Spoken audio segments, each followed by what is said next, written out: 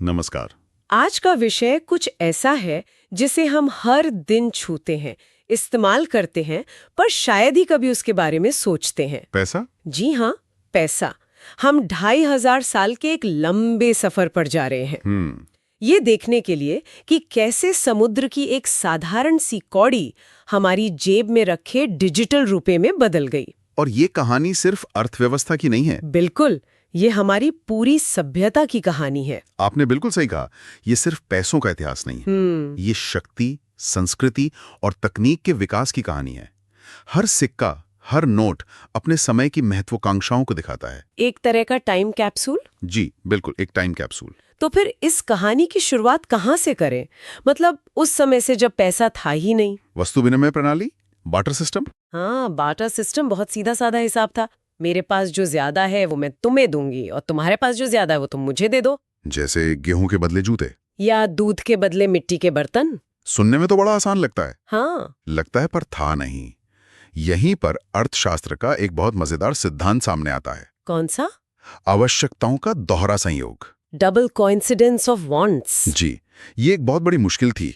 व्यापार के लिए दो लोगों की जरूरतें एक ही समय पर एक दूसरे से मेल खानी चाहिए। अच्छा। मान लीजिए मुझे अपने जूतों के बदले कंबल चाहिए, तो मुझे सिर्फ ऐसा इंसान नहीं ढूंढना है जिसके पास कंबल हो, बल्कि ऐसा इंसान ढूंढना है जिसे कंबल के बदले जूते भी चाहिए हों। और अगर उसे जूते नहीं चाहिए, उसे गेहूं चाहिए तो हमारा व्यापार हो ही नहीं सकता। ये बहुत बड़ी बाधा थी। और इसी बाधा को दूर करने के लिए किसी ऐसी चीज की जरूरत पड़ी जो सबको मंजूर हो। बिल्कुल। और यहीं से भारत की पहली मुद्रा की कहानी शुरू होती है, कौड़ी। हाँ, कौड़ी। मुझे ये बहुत दिलचस्प लगता है कि हमारी पहली करेंसी कोई धातु नहीं बल्कि समुद्र से निकला एक छोटा सा शेल था। और ये कोई मामूली शेल नहीं था। सोचिए, ये छोटा था, हल्का था, आसानी से गिना जा सकता था। और सबसे जरूरी, खराब नहीं होता था। जी, लेकिन इसका असर सिर्फ व्यापार तक ही सीमित नहीं रहा। कौड़ी हमारी भाषा और संस्कृति में बहुत गहराई तक उतर गई। हाँ, आज भी हम कहते हैं कि उसकी कीमत तो फूटी कौड़ी के बराबर भी नहीं है। बिल्कुल, ये मुहावरा दिखाता है कि एक समय में एक साबुत कौड़ी की भी कितनी कीमत रही होगी। कौड़ी ने व्यापार को आसान तो बना दिया, लेकिन जैसे जैसे साम्राज्य बड़े हुए, व्यापार बढ़ा, तो कौड़ियों से काम चलाना मुश्किल हो गया होगा। हाँ बिल्कुल। तो यहाँ से हम सिक्कों के दौर में कैसे पहुंचे? इसके लिए हमें मौर्य साम्राज्य के दौर में चलना होगा। ये वो समय था जब पहली बार एक केंद्रीकृत शासन ने मुद्रा को गंभीरता से लिया। अच्छा। और पण नाम के मानकीकृत धातु के सिक्के जारी किए। पण ये चांदी और तांबे के होते थे? जी, चांदी और तांबे के। लेकिन ये सिर्फ व्यापार को आसान बनाने का एक तरीका नहीं था, ये उससे कहीं ज्यादा था। उससे ज्यादा मतलब ये सत्ता को केंद्रित करने का एक जबरदस्त जरिया था। कैसे? सोचिए, एक विशाल मौर्य साम्राज्य में शासक अब अपने सैनिकों को एक ही तरह की मुद्रा में वेतन दे सकते थे, चाहे वो देश के किसी भी कोने में तैनात हो। बिल्कुल।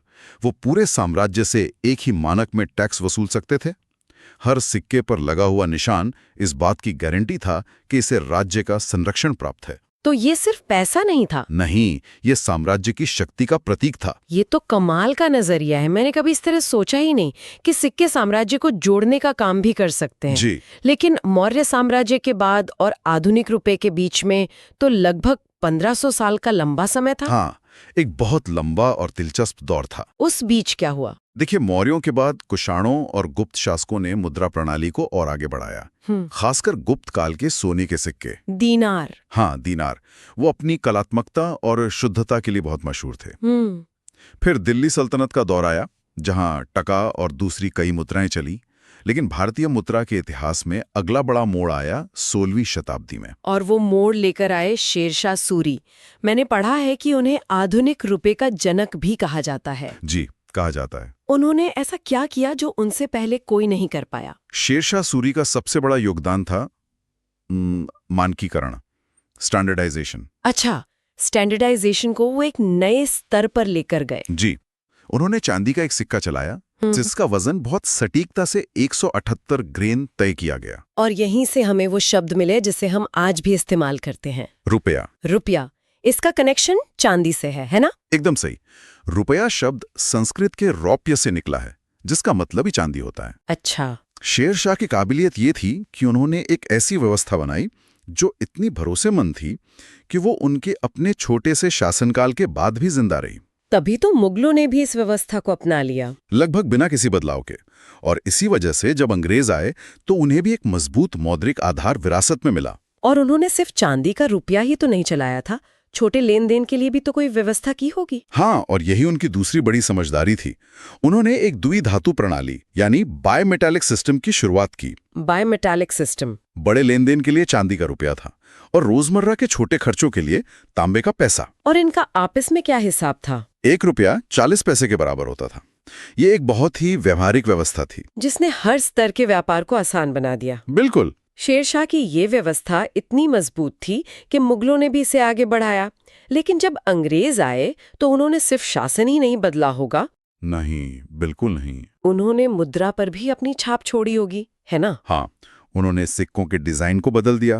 अब सिक्कों पर भारतीय प्रतीकों की जगह ब्रिटिश राजा या रानी का चित्र होता था। तो ये सिर्फ मुद्रा नहीं थी, ये हर हाथ में मौजूद औपनिवेशिक शक्ति का एक खुला ऐलान था। लेकिन ब्रिटिश राज का सबसे बड़ा और क्रांतिकारी कदम आया 1861 में, जब भारत में पहली बार कागजी मुद्रा यानी पेपर करेंसी की शुरुआत हुई। जी, कागज के नोट।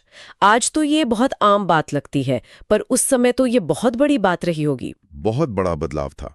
सोचिए, व्यापारियों को बोरियों में सिक्के भरकर ले जाने से छुटकारा मिल गया। एक जगह से दूसरी जगह बड़ी रकम ले जाना कितना आसान और सुरक्षित हो गया होगा। इसने बड़े पैमाने पर व्यापार और वाणिज्य को बढ़ावा दिया। लेकिन क्या लोगों ने आसानी से भरोसा कर लिया कागज के टुकड़े पर? नहीं, शुरुआत में थोड़ा समय लगा, लेकिन सरकारी गारंटी ने धीरे धीरे इसे स्थापित कर दिया। फिर आया 1947, देश आजाद हुआ।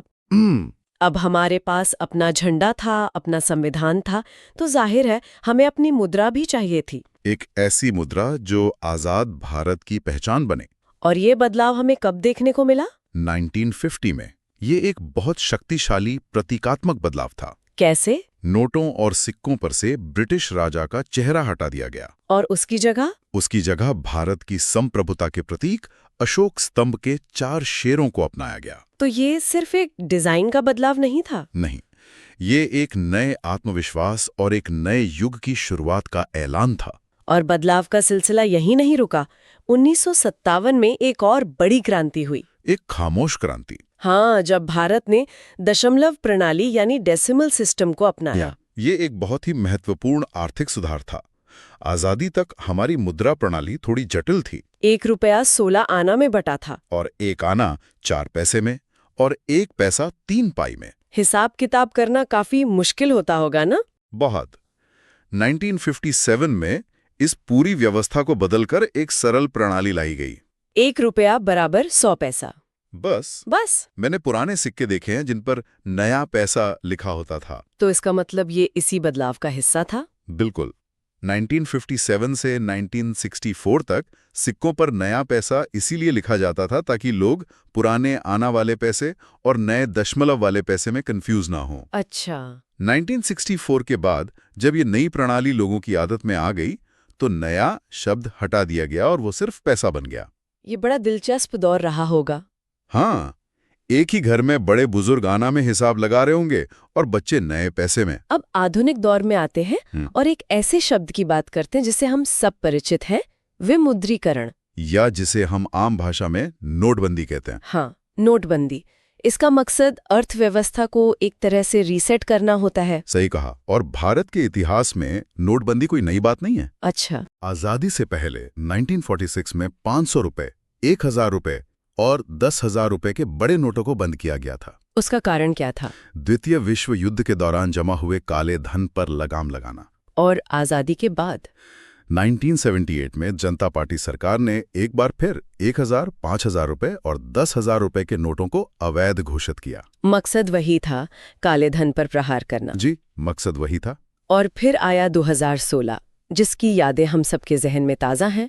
इस बार 500 और 1000 रुपए के नोट बंद हुए। हाँ। क्या ये भी पहले जैसा ही था? उद्देश्य कुछ वैसे ही थे, लेकिन संदर्भ बहुत अलग था। कैसे? 2016 की नोटबंदी के पीछे काले धन और जाली नोटों पर रोक लगाने के साथ साथ एक बड़ा मकसद भारतीय अर्थव्यवस्था को डिजिटल भुगतान की ओर धकेलना भी था। और अगर आप देखें तो उस एक घटना ने भारत में डिजिटल पेमेंट के परिदृश्य को हमेशा के लिए बदल दिया। बिल्कुल। अब बिल्कुल सही कह रहे हैं, 2016 के बाद ही हमने यूपीआई का वो जबरदस्त उछाल देखा। हाँ, आज तो चाय की दुकान से लेकर बड़ी बड़ी दुकानों तक हर जगह क्यूआर कोड लगे हैं। ये अपने आप में एक क्रांति है। ये सिर्फ क्रांति नहीं है, ये एक वैश्विक केस स्टडी है। भारत ने जिस पैमाने और जिस तेजी से यूपीआई को अपनाया है, वैसा दुनिया में कहीं नहीं हुआ। हमने क्रेडिट कार्ड के दौर को एक तरह से लांघ कर सीधे मोबाइल पेमेंट के युग में छलांग लगा दी है। और कहानी अभी खत्म नहीं हुई है। नहीं, बिल्कुल नहीं। अब हम एक नए पड़ाव की ओर देख रहे हैं, सेंट्रल बैंक डिजिटल करेंसी या ई-रूपी। तो ई-रूपी इस यूपीआई से कैसे अलग है? ये भी तो डिजिटली है। ये एक बहुत महत्वपूर्ण अंतर है, इसे समझना जरूरी है।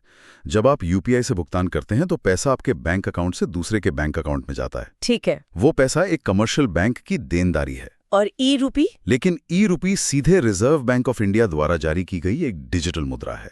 ये वैसा ही है जैसे आपकी जेब में रखा नोट, बस वो डिजिटल रूप में है। जी, ये आरबीआई की सीधी देनदारी है। ये भविष्य की मुद्रा का अगला कदम हो सकता है। तो ये थी भारतीय मुद्रा की 2500 साल की लंबी और आकर्षक यात्रा।